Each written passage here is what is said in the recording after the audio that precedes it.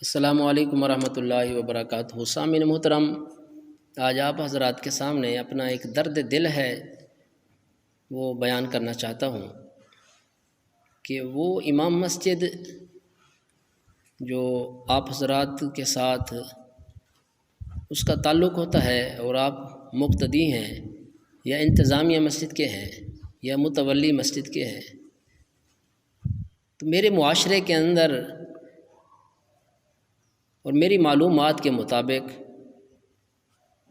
امام مسجد بہت مظلوم ہے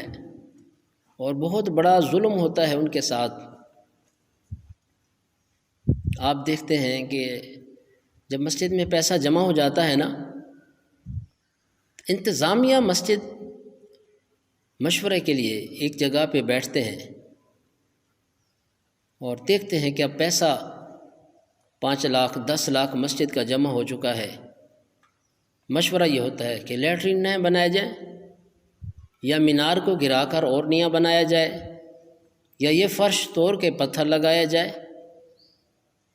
یا یہ ٹائلیں صحیح نہیں لگ رہی نئی خرید کر لگائی جائیں، یا صفیں پرانی ہو چکی ہیں اور خرید کر لیں۔ وہ اس سوچ میں پڑ جاتے ہیں،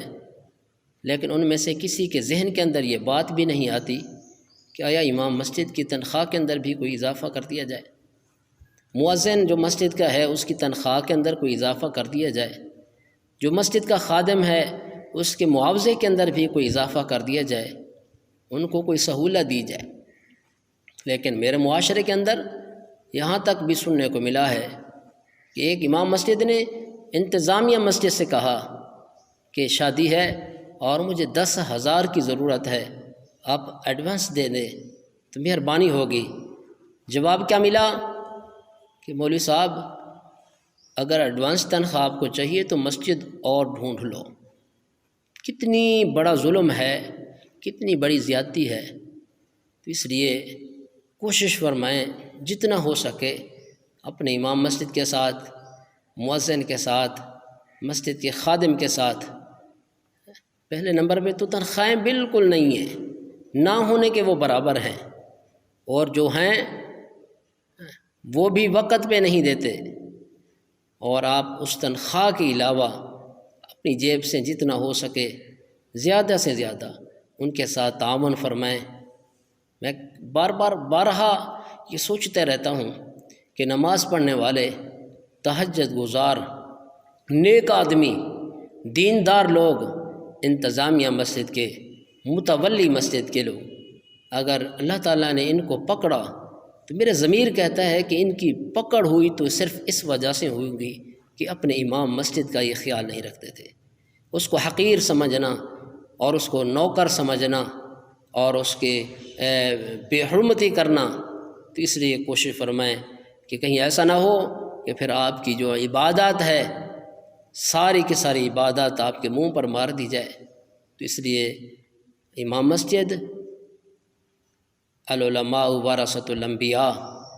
اور امام مسجد آپ دیکھیں اس کی وجہ سے آپ کی نماز کے ثواب کے اندر کیا ہوتا ہے، اضافہ ہوتا ہے، آپ کا نماز کا ثواب بھی بڑھ جاتا ہے اس امام مسجد کی وجہ سے۔ اس لیے جہاں تک یہ میری آواز جا رہی ہے، جتنے بھی سامعین ہیں، اور اس کو سننے کے بعد اب تھوڑا سا غور و فکر کرنا، خاص طور پر وہ امام جن کو وظیفہ معقول نہیں مل رہا، ان کے وظیفوں کے اندر اضافہ فرمائیں اور ان کی سہولیات کے اندر اضافہ فرمائیں۔ میری معلومات کے مطابق مجھے ایسا امام بھی یاد ہے جس کے گھر سے بجلی کا بل بھی وصول کیا جاتا ہے۔ جب یہ بات سنتے ہیں کرتے ہیں بہت دکھ ہوتا ہے۔ ایک امام مسجد اور اپنے گھروں میں اے سی چلاتے ہیں، اپنے گھروں میں ہر قسم کی سہولیات موجود ہیں۔ میں سوچ رہا تھا کہ وہ امام مسجد جو بل ادا کرتا ہے، جس کو گھر کے اندر ایک اور چھوٹا سا میٹر لگوا کے دیا ہوا ہے جو یونٹ بتاتا ہے، پتہ چلتا ہے کہ کتنا یہ بل مولوی صاحب کے ذمہ آئے گا، وہ پنکھا چلاتے ہوئے بھی تو کئی بار سوچتا ہوگا، اور اپنے بچوں کو گھر سے نکلنے کے وقت یہ کہہ کر جاتا ہوگا بجلی کا استعمال کم کرنا ہے، کیوں